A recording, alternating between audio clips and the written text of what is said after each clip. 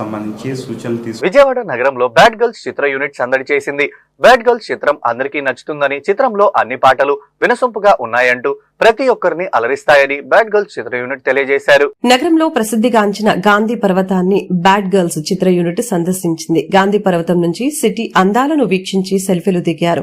గాంధీ పర్వతానికి వచ్చిన సందర్శకులు చిత్ర యూనిట్ తో సెల్ఫీలు దిగేందుకు పోటీ పడ్డారు. అనంతరం చిత్ర ప్రమోషన్ లో భాగంగా ఏర్పాటు చేసిన విలేకరుల సమావేశంలో ప్రముఖ మ్యూజిక్ డైరెక్టర్ అనూక్ రూబెన్స్ మాట్లాడారు. దర్శకుడు మున్నా ధూళిపూడి ఒక చక్కటి సందేశాత్మక చిత్రాన్ని నిర్మించడం జరిగిందని తెలియజేశారు. 30 రోజుల్లో ప్రేమించడం ఎలా అనే చిత్రంలో నీలి నీలి ఆకాశం పాట సక్సెస్ అయిందని, ప్రేక్షకులు ఆ పాటను ఎంతగానో ఆదరించారని చెప్పారు. బ్యాడ్ గర్ల్స్ చిత్రంలో కూడా అన్ని పాటలు వినసొంపుగా ఉంటాయని, ప్రతి ఒక్కరిని అలరిస్తాయని ఆయన తెలియజేశారు. తాను విజయవాడలోని గాంధీ పర్వతాన్ని మొదటిసారి వీక్షించానని, గాంధీ పర్వతంపై నుంచి సిటీని చూస్తుంటే చక్కగా ఉందని, తాను కూడా సెల్ఫీ దిగానని, విజయవాడ గాంధీ హిల్ ను ఎప్పటికీ మర్చిపోలేనని ఆయన పేర్కొన్నారు. అనంతరం చిత్ర దర్శకుడు మున్నా ధూళిపూడి మాట్లాడారు. నేటి సమాజంలో ఎంతో మంది అమ్మాయిల నిజ జీవిత కథలతో స్ఫూర్తి పొంది ఈ చిత్రాన్ని తీయటం జరిగిందని తెలియజేశారు. ఇంటి నుంచి పారిపోయిన 4 అమ్మాయిలు సింగపూర్ లో ఎలా ఎంజాయ్ చేశారు, ఆ తర్వాత జరిగే పరిణామాలు ఏంటి అనేది చిత్ర కథాంశమని తెలిపారు. బ్యాడ్ గర్ల్స్ చిత్రానికి పేరు పెట్టామని, అయితే ఈ చిత్రంలో ఏ విధమైన అసభ్యకర సన్నివేశాలు ఉండవని, ప్రేమ కామెడీ సన్నివేశాలు పుష్కలంగా ఉన్నాయని, ప్రతి ఒక్కరూ చూడదగ్గ చిత్రమని తెలియజేశారు. విజయవాడలో ప్రసిద్ధిగాంచిన గాంధీ పర్వతాన్ని వీక్షించడం తమకు ఆనందంగా ఉందని, విజయవాడ సిటీ అద్భుతంగా ఉందని తెలిపారు. అనంతరం హీరోయిన్స్ పాయల్ చెంగప్ప, రోషిని మాట్లాడారు. దర్శకుడు మున్నా చెప్పిన కథ విన్న వెంటనే ఈ చిత్రంలో హీరోయిన్స్ గా నటించేందుకు అంగీకరించినట్లు తెలిపారు. అనంతరం హీరోయిన్స్ పాయల్ చెంగప్ప, రోషిని మాట్లాడుతూ దర్శకుడు మున్నా చెప్పిన కథ విన్న వెంటనే ఈ చిత్రంలో హీరోయిన్స్ గా నటించేందుకు అంగీకరించినట్లు తెలిపారు. ఈ చిత్రంలో కామెడీ, ప్రేమ సన్నివేశాలు ప్రేక్షకుల్ని అలరిస్తాయని పేర్కొన్నారు. కుటుంబ సమేతంగా ఈ చిత్రాన్ని వీక్షించవచ్చని వారు తెలిపారు. డిసెంబర్ 25వ తేదీన తమ చిత్రం ప్రేక్షకుల ముందుకి రానుందని, అఖిలాంధ్ర ప్రేక్షకులు చిత్రాన్ని వీక్షించి విజయవంతం చేయాలని కోరారు. First of all thank you అండి, ప్లస్ మీ అందరూ వచ్చినందుకు థ్యాంక్ యూ. మా పబ్లిసిటీ ఫస్ట్ విజయవాడ నుంచి స్టార్ట్ చేశాము. మెయిన్ రీజన్ ఏంటంటే ఈ సినిమా బ్యాడ్ గర్ల్స్ పేరు పెట్టాము, కానీ ఆ అమ్మాయిని అమ్మోర్లా పెంచాలి అనే కాన్సెప్ట్ అండి. చిన్నప్పటి నుంచి మామూలుగా అమ్మాయిలకి మన స్కూల్లో సైంటిటాలు కాస్టిటాలు అన్నీ నేర్పుతున్నారు, కానీ అమ్మాయిలకి సెల్ఫ్ డిఫెన్స్ నేర్పిస్తే ఎల్కేజీ నుంచి అమ్మాయిలకి నేర్పిస్తే by the time they reach 10th class అమ్మాయి రోషిని, అమ్మాయి బొంబాయిలో ఉంటుంది. అమ్మాయి ఆల్రెడీ తెలుగు సినిమా చేసింది. సూర్య అని చెప్పి ఇన్స్టాగ్రామ్ ఇన్ఫ్లుయెన్సర్, చాలా మందికి తెలుసు. నమస్తే పో అని ఇన్స్టాగ్రామ్ లో మాట్లాడుతూ ఉంటాడు ఆ అబ్బాయి. సో ఇంక ఈయన గురించి చెప్పక్కర్లేదు.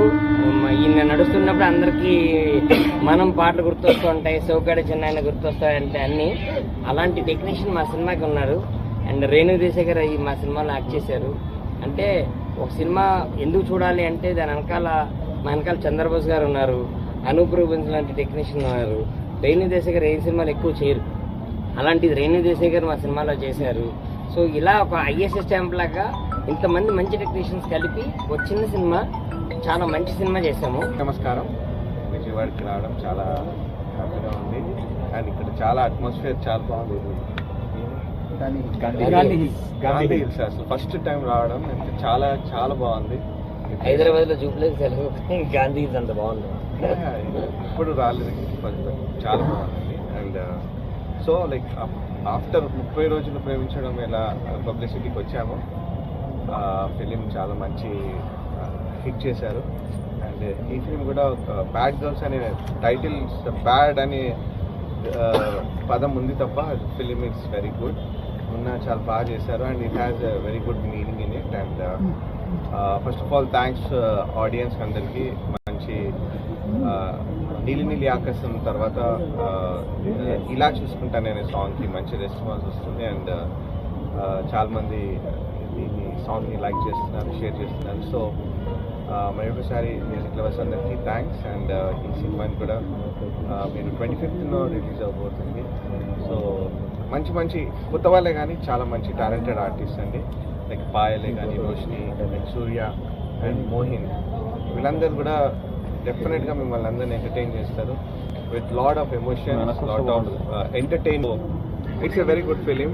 నేను అంటే మా ఫిలిం కాబట్టి గుడ్ అని చెప్పడం కాదు, బట్ ముందే సారీ చెప్తా, నాకు తెలుగు అంత పూర్తి పూర్తిగా రాదు, బట్ ఇప్పుడే నేర్చుకుంటున్నాను. ఇది నా first Telugu movie. Sir narrate చేసినప్పుడు నాకు ఏమనిపించింది అంటే ఈ మూవీలో ఒక స్టోరీలో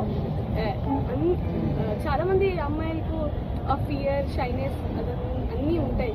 సో చాలా సిచ్యువేషన్ని ఫేస్ చేయలేకపోతారు. సో ఒక కరేజ్ అని ఉంటే, ఫ్యామిలీ సపోర్ట్ అని ఉంటే మనం ఎన్ని సిచ్యువేషన్ కూడా హ్యాండిల్ చేయొచ్చు అని ఒక కాన్సెప్ట్లో మూవీ చేద్దాం. అండ్ ఒక మెసేజ్ ఉంది, self defence. So sir like sir self defence, we learn so many things from our childhood, but if we learn self defence, it will be a lot of useful, like the crime will be reduced, whatever girls are facing. So it's a beautiful message, and definitely you all have to watch and support us. This December 25th ki please మీరు చూసి మనకి support చేయాలి, మాకు support చేయాలి. రాష్ట్ర విభజన అనంతరం మన రాష్ట్రానికి కేంద్రం ఇవ్వాల్సిన కొండంత అయితే ఇచ్చింది కూరంత మాత్రమే అని కాంగ్రెస్ పార్టీ సీనియర్ నేత తులసిరెడ్డి స్పష్టం చేశారు.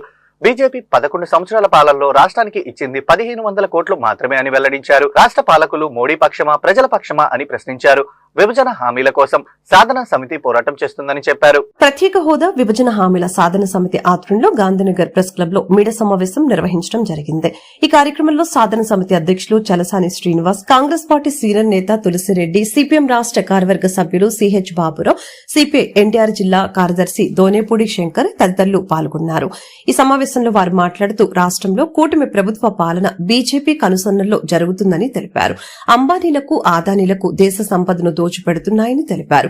11 సంవత్సరాల కేంద్ర ప్రభుత్వ పాలనలో మన రాష్ట్రానికి ఇచ్చింది 1500 కోట్లు మాత్రమేనని అన్నారు. రాష్ట్ర భవిష్యత్తు కోసం, రాష్ట్ర ప్రయోజనాల కోసం, విభజన హామీల సాధన కోసం కేంద్రంపై ఒత్తిడి తీసుకువచ్చే విధంగా పోరాటం చేస్తామని అన్నారు.